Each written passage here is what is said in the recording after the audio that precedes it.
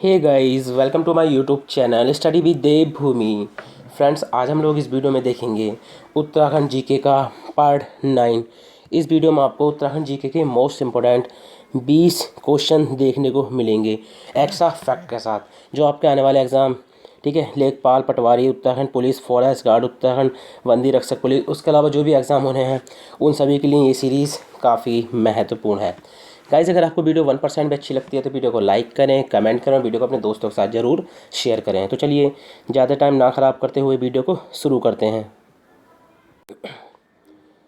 तो आज का पहला क्वेश्चन है, अन्नकूट मेला कहाँ आयोजित होता है। तो देखिए, अन्नकूट मेला जो आयोजित होता है ये होता है केदार धाम में। कहाँ पर होता है? केदार धाम में। देखिए, केदारनाथ धाम के जब कपाट बंद होने के दिन, ठीक है, बंद होने के दिन जो है भतूज उत्सव मनाया जाता है और इसे ही क्या कहा जाता है? अन्नकूट मेला कहा जाता है। दोनों पॉइंट याद रखेंगे। केदारनाथ धाम में कपाट बंद होने के दिन क्या मनाया जाता है? भतूज उत्सव। क्या मनाया जाता है गाइज? भतूज उत्सव मनाया जाता है और इसी को क्या कहा जाता है? अन्नकूट। ठीक है, अन्नकूट मेला कहा जाता है। अब बात करें केदारनाथ की, तो केदारनाथ कहाँ पर स्थित है? रुद्रप्रयाग में। कहाँ पर स्थित है गाइज? रुद्रप्रयाग में स्थित है। अब देखिए, केदारनाथ जो है ये शिव के जो 12, ठीक है, 12 ज्योतिर्लिंग है उसमें से एक है। ठीक है, अब देखिए, जहाँ भगवान शिव के पहले भाग की पूजा की जाती है, ठीक है, जहाँ भगवान के यहाँ पर रुद्रप्रयाग में जो है भगवान के पहले भाग की, यानी जो अगला भाग होता है, ठीक है, उसकी पूजा की जाती है। ठीक है, इसको आप ज़रूर याद रखेंगे।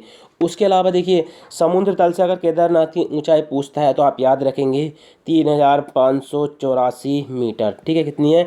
3584 मीटर। किस नदी के मतलब तट पर है, इसको याद रखेंगे आप? मंदाकिनी के। ठीक है, मंदाकिनी नदी के तट पर जो है ये स्थित है। ठीक है, इसको आप याद रखेंगे।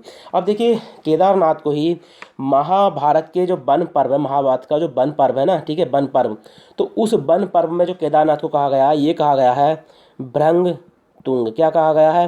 भृंग तुंग कहा गया है। अब देखिए, जो केदारनाथ की समिति है, केदारनाथ की जो समिति है गाइज, केदारनाथ की जो समिति है, ठीक है, उसका जो मुख्यालय है वो कहाँ पर है? ऊखी मठ में है गाइज। कहाँ पर है? ऊखी मठ में है। और जो केदारनाथ समिति है उसका गठन अगर आपसे पूछ लेता है तो आप याद रखेंगे 1948 में जो है उसका गठन हुआ था। बात करें केदारनाथ मंदिर किस शैली में निर्मित है, ठीक है, अगर इसकी शैली पूछ लेता है आपसे तो आप याद रखेंगे कत्यूरी शैली। किस शैली में है ये? कत्यूरी शैली में जो है ये बना हुआ है। ठीक है, अब देखिए, केदारनाथ में भगवान शिव की जो है 5 मुख वाली प्रतिमा, याद रखेंगे 5 मुख वाली प्रतिमा। केदारनाथ में भगवान शिव की जो है 5 मुख वाली जो है प्रतिमा है। ठीक है, ये पॉइंट आप जरूर याद रखेंगे। अब देखिए, केदारनाथ की पूजा जो शरद ऋतु में होती है, ठीक है, शरद ऋतु में जो होती है वो कहाँ पर होती है? तो आप याद रखेंगे ओंकारेश्वर में होती है। कहाँ पर होती है? ओंकारेश्वर शिव मंदिर में, जो कहाँ पर है? ऊखी मठ में है गाइस। कहाँ पर है? ऊखी मठ में है। ठीक है, अगला क्वेश्चन है, अनिकेत समाचार पत्र कहाँ से प्रकाशित होता था। तो देखिए, राज्य में जो है अनिकेत समाचार पत्र जो प्रकाशित होता था गाइस, ये होता था रुद्रप्रयाग से। कहाँ से होता था? रुद्रप्रयाग से। अनिकेत समाचार पत्र की जो शुरुआत हुई थी 1977 में हुई थी। कब हुई थी गाइज? 1977 में की गई थी। अगला क्वेश्चन है, नंदिनी गीत रचना किसकी है। तो देखिए, नंदिनी गीत जो रचना है गाइज, ये है चंद कुमार वर्तवाल जी की। किनकी है? चंद कुमार वर्तवाल जी की। ठीक है, अब देखिए, इनका एक कविता संग्रह भी, आप उसको थोड़ा सा याद रखना, इनका एक कविता संग्रह है हेमवंत। ठीक है, क्या है? हेमवंत। ठीक है, क्या है? हेमवंत। अब देखिए, चंद कुमार वर्तवाल जी जो हैं ये मालकोटी रुद्रप्रयाग के रहने वाले हैं। कहाँ के हैं? मालकोटी रुद्रप्रयाग के जो हैं ये रहने वाले हैं। अगला क्वेश्चन हो जाएगा, काली मठ घाटी कहाँ स्थित है। Very very most important question है। तो काली मठ घाटी जो स्थित है गाइज, ये भी कहाँ पर स्थित है? रुद्रप्रयाग में। कहाँ पर स्थित है ये? रुद्रप्रयाग में जो है ये स्थित है। अगला क्वेश्चन हो जाएगा गाइज, झिलमिल गुफा, ठीक है, झिलमिल गुफा किस जनपद में स्थित है। तो देखिए, झिलमिल गुफा जो स्थित है गाइज, ये स्थित है पौड़ी में। ठीक है, चलिए कमेंट के माध्यम से बताइए, अगर आपसे पूछ लेता है झिलमिल ताल कहाँ पर है, ठीक है, झिलमिल ताल कहाँ पर है, ये आप कमेंट के माध्यम से बताइए कि झिलमिल ताल कहाँ पर है। तो झिलमिल गुफा जो है पौड़ी में है। कहाँ पर है गाइज? पौड़ी में स्थित है। और ये क्वेश्चन काफ़ी इस तरह के जो क्वेश्चन होते हैं कन्फ्यूजन वाले कि झिलमिल गुफा झिलमिल ताल, काफ़ी पूछे जाते हैं। ठीक है, चलिए अगला क्वेश्चन देख लेते हैं। निम्नलिखित में से किसका वर्तमान नाम चोका घाट है? ठीक है, तो वर्तमान में किसका जो नाम चोका घाट है, तो आप याद रखेंगे ये है कड़वा आश्रम का। किसका है? कड़वा आश्रम। और कड़वा आश्रम कहाँ पर स्थित है? तो ये स्थित है गाइज पौड़ी में। कहाँ पर स्थित है ये? तो ये स्थित है पौड़ी में। ठीक है, अब देखिए कड़वा आश्रम जो है हेमकूट, ठीक है, हेमकूट और जो मणिकूट है, ठीक है, मणिकूट पर्वत जो है, ठीक है, इन पर्वतों के मध्य जो है ये स्थित है। अगर पूछ लेता किस नदी के मतलब तट पर है ये, तो आप याद रखेंगे मालिनी नदी के तट पर जो है ये स्थित है। अगला क्वेश्चन हो जाएगा, निम्नलिखित में से किस देवता को गढ़वाल में न्याय का देवता कहा जाता है? गाइस गढ़वाल की बात चलिए, कुमाऊं की नहीं। ठीक है, तो देखिए गढ़वाल में जो न्याय का देवता कहा जाता है, ये कहा जाता है कंडोलिया देवता को। किसको कहा जाता है? कंडोलिया देवता को। अब देखिए जो पौड़ी है, ठीक है, याद रखेंगे पौड़ी, क्वेश्चन आता है कि पौड़ी किस पहाड़ी पर स्थित है, तो आप याद रखेंगे कंडोलिया पहाड़ी पर। ठीक है, पौड़ी जो स्थित है गाइज कंडोलिया पहाड़ी पर बसा हुआ है। ये पॉइंट आप जरूर याद रखेंगे। अगला क्वेश्चन हो जाएगा, डुंड प्रयाग कहाँ स्थित है? Very very most important question है गाइज ये। ठीक है, डुंड प्रयाग कहाँ पर स्थित है? तो ये स्थित है टिहरी में। कहाँ पर स्थित है गाइज ये? टिहरी में। ठीक है, देखिए जो कीर्तिनगर है, ठीक है, कीर्तिनगर टिहरी जनपद में छोटा नगर निकाय है। ठीक है, कीर्तिनगर जो है ये कीर्तिनगर ये टिहरी जनपद में छोटा नगर निकाय है, जहाँ पर शिव मंदिर के पास अलकनंदा के, ठीक है, अलकनंदा जो नदी है उस नदी के तट पर पवित्र स्थान, ठीक है, जो पवित्र स्थान है उसको क्या कहा जाता है? डुंड प्रयाग। तो याद रखेंगे कीर्तिनगर है जो टिहरी जनपद में एक छोटा सा नगर निकाय है, ठीक है, और जहाँ पर एक शिव मंदिर है, तो उसके पास में जो अलकनंदा नदी है, ठीक है, उसी के तट पर जो है ये पवित्र स्थान है, जिसे क्या कहा जाता है? डुंड प्रयाग। ठीक है, इसको आप याद रखेंगे। अगला क्वेश्चन हो जाएगा, डाकू सुल्ताना कुआं कहाँ स्थित है? तो राज्य में डाकू सुल्ताना कुआं जो है ये कहाँ पर स्थित है? तो याद रखेंगे हल्द्वानी में स्थित है। कहाँ पर स्थित है? हल्द्वानी। अब देखिए हल्द्वानी से संबंधित कुछ फैक्ट देख लेते हैं। सबसे पहला आता है कि ये किस जनपद में है, तो सबसे पहला आप याद रखेंगे किस में है, ये नैनीताल जनपद में स्थित है। ठीक है, हल्द्वानी। अब देखिए हल्द्वानी पूछ लेगा किस नदी के तट पर है, तो आप याद रखेंगे गोला नदी के तट पर स्थित है। अगर आपसे पूछ लेता है कि हल्द्वानी का प्राचीन नाम क्या है, ठीक है, हल्द्वानी का अगर प्राचीन नाम आपसे पूछ लेता है तो आपको याद रहना चाहिए बमोरी। क्या है इसका प्राचीन नाम? बमोरी। ठीक है, इसको क्या कहा जाता है? बमोरी। अगर क्वेश्चन आ जाता है कि आधुनिक हल्द्वानी, ठीक है, आधुनिक हल्द्वानी का निर्माण जो है वो कब हुआ था, तो 1834 में विलियम ट्रेल के द्वारा। ठीक है, आधुनिक हल्द्वानी का निर्माण जो किया गया था 1834 में विलियम ट्रेल के द्वारा किया गया था। अब देखिए अगर क्वेश्चन आपसे पूछ लेता है कि हल्द्वानी नगर निगम कब बना था, ठीक है, नगर निगम जो है वो कब बना था, तो आप याद रखेंगे 2011 में। ठीक है, कब बना था? 2011 में। अगर क्वेश्चन आता है कि नाहन, ठीक है, नाहन पर्वत श्रृंखलाएँ कहाँ पर स्थित हैं, तो ये भी कहाँ पर स्थित हैं? हल्द्वानी में ही स्थित हैं। अगला क्वेश्चन है तुमरिया डैम, या तुमरिया डैम भी कहते हैं इसको। ठीक है, तो तुमरिया डैम जो स्थित है गाइस ये किस नदी पर बना हुआ है, तो ये है फीका नदी। ठीक है, फीका नदी पर बना हुआ है गाइस ये, और ये कहाँ पर स्थित है?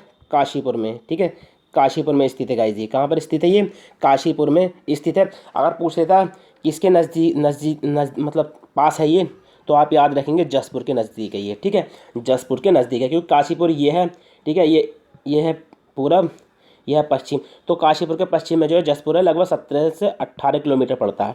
ठीक है, तो आप याद रखेंगे अगर स्थान पूछता है तो जसपुर, अगर पूछ लेता है किस शहर में है तो आप याद रखेंगे काशीपुर। ठीक है, दोनों आपको जिस तरह से पूछेगा आपको उस तरह से आंसर देना है। ठीक है, किस नदी पर है? फीका नदी पर। निर्माण की बात करें तो 1961 में इसका निर्माण हुआ था। अब इसको शुरू कब किया गया था, तो आप याद रखेंगे 1970 में। ठीक है, अगर निर्माण डैम के निर्माण की बात करें तो 1961 में, और शुरू कब किया गया था इसको, ठीक है, प्रयोग में जो लिया गया था तो 1970 में। ठीक है, अगला क्वेश्चन हो जाएगा गाइज आसन बैराज। ठीक है, आसन बैराज किन नदियों के संगम पर स्थित है, तो देखिए आसन बैराज जो संगम मतलब आसन बैराज जो किन नदियों के संगम पर स्थित है। ठीक है, आसन बैराज किन नदियों के संगम पर स्थित है, तो आपको याद रहना चाहिए पूर्वी यमुना नहर और आसन नदी। ठीक है, तो सी ऑप्शन जो है हमारा इसमें राइट हो जाएगा। अगर स्थिति की बात करें तो ये स्थित है देहरादून में। कहाँ पर स्थित है गाइज ये, तो ये स्थित है देहरादून में। अब देखिए आसन नदी यमुना की सहायक नदी है। याद रखेंगे जो आसन नदी है ना, आसन नदी ये जो है यमुना की सहायक नदी है। किसकी सहायक नदी है?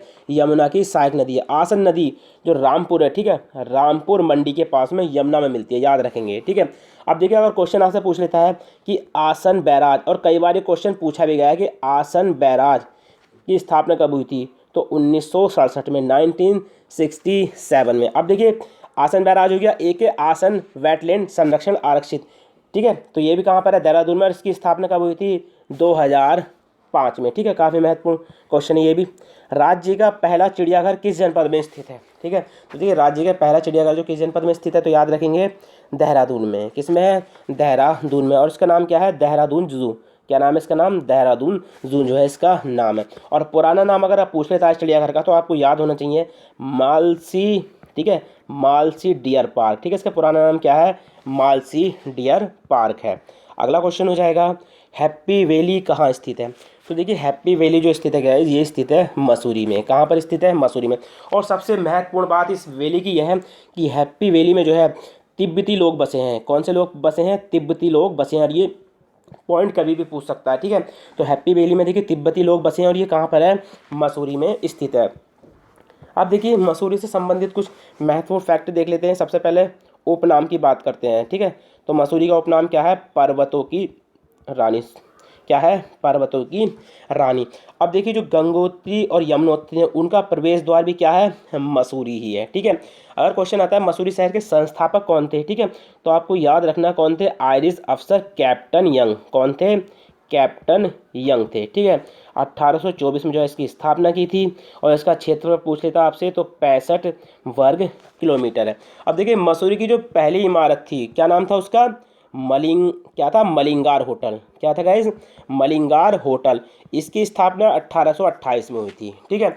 अब देखिए अगर क्वेश्चन आपसे पूछ लेता है कि मसूरी का पहला स्कूल कौन सा था, तो मसूरी का पहला जो स्कूल था वो था कॉन्वेंट ऑफ, ठीक है, convent of Jesus and Mary, ठीक है, ये मसूरी का जो है पहला स्कूल था, convent of Jesus and Mary. इसकी स्थापना जो हुई थी 1845 में की गई थी। अब यहीं से एक क्वेश्चन बनता है कि जो राज्य से पहला प्रथम समाचार पत्र निकला था कौन सा, द हिल्स, ठीक है, वो यहीं से निकला था गाइज 1842 में। और उसके जो संपादक थे वो कौन थे, जॉन मैकिनन थे। कौन थे गाइज, जॉन मैकिनन थे।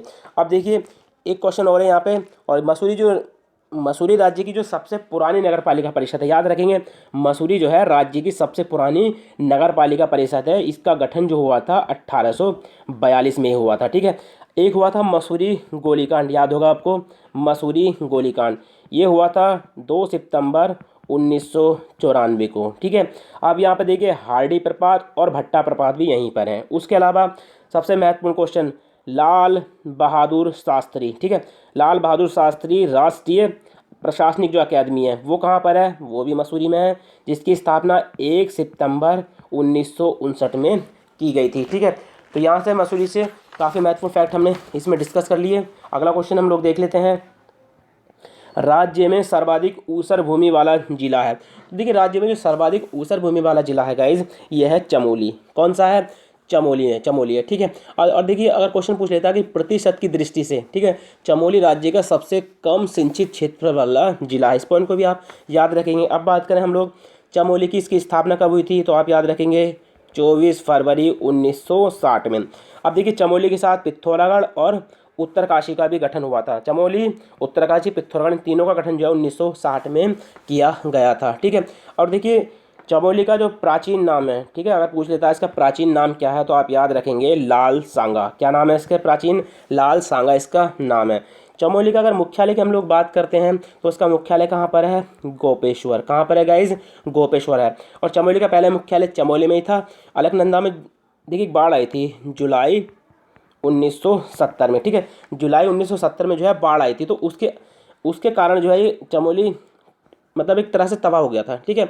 उसके बाद जो है इसका मुख्यालय कहाँ पर स्थानांतरित किया गया था, गोपेश्वर में, ठीक है। कहाँ पर किया गया था, गोपेश्वर में स्थानांतरित किया गया था। अब देखिए चमोली में सतोपंथ ग्लेशियर है, ठीक है, दूनागिरी पर्वत है, हाथी पर्वत है। उसके अलावा वसुंधरा काफ़ी इंपॉर्टेंट है, वसुंधरा जलप्रपात, ये भी चमोली में, इसकी ऊंचाई 112 मीटर है, ये जरूर आप याद रखेंगे। लिंगाताल, ये कहाँ पर है, चमोली में, ठीक है।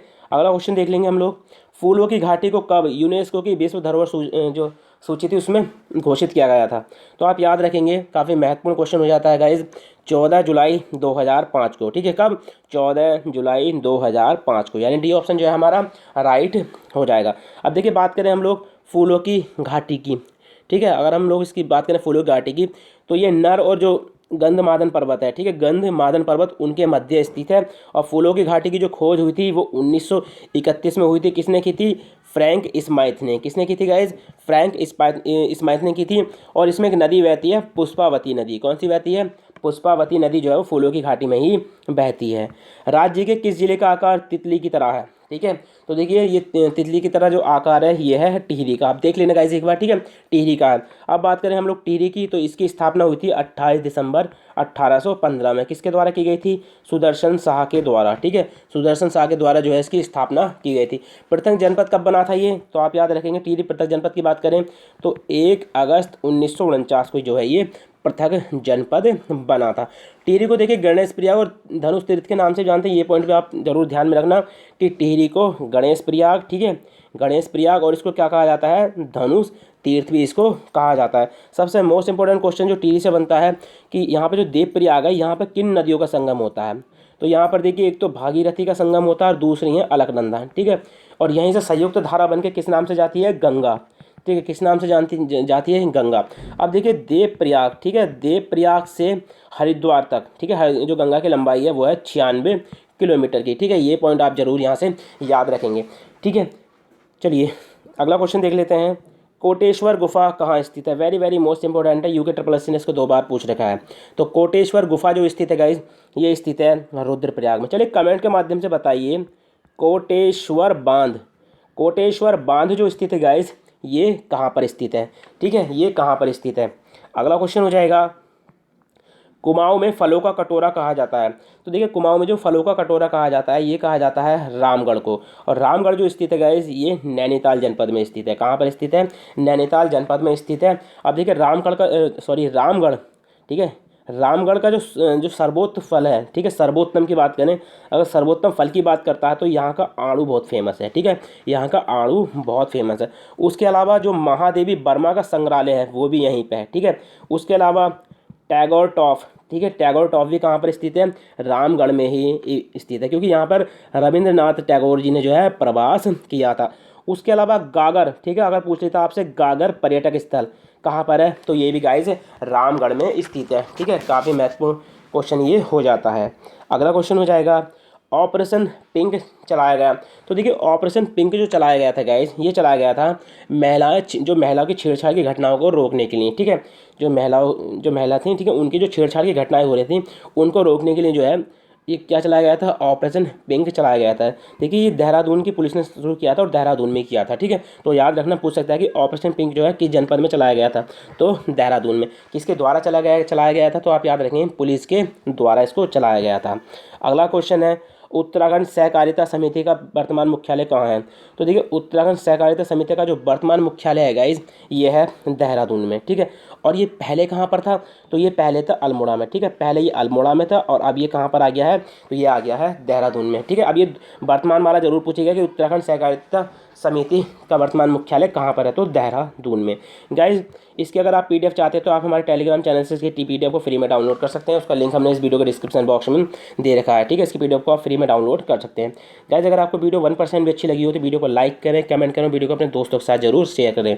अगर आप हमारे चैनल स्टडी विद देवभूमि से जुड़ना चाहते हैं और यूके ट्रिपल एससी के किसी भी एग्जाम की तैयारी कर रहे हैं तो आप हमारे चैनल स्टडी विद देवभूमि को सब्सक्राइब कर सकते हैं। जब चैनल को सब्सक्राइब करें तो बराबर में बने घंटे के निशान को जरूर क्लिक कर लें ताकि आप किसी भी वीडियो के नोटिफिकेशन को मिस ना कर पाएँ। चलिए मिलते हैं अपनी नेक्स्ट वीडियो में। Thank you for watching.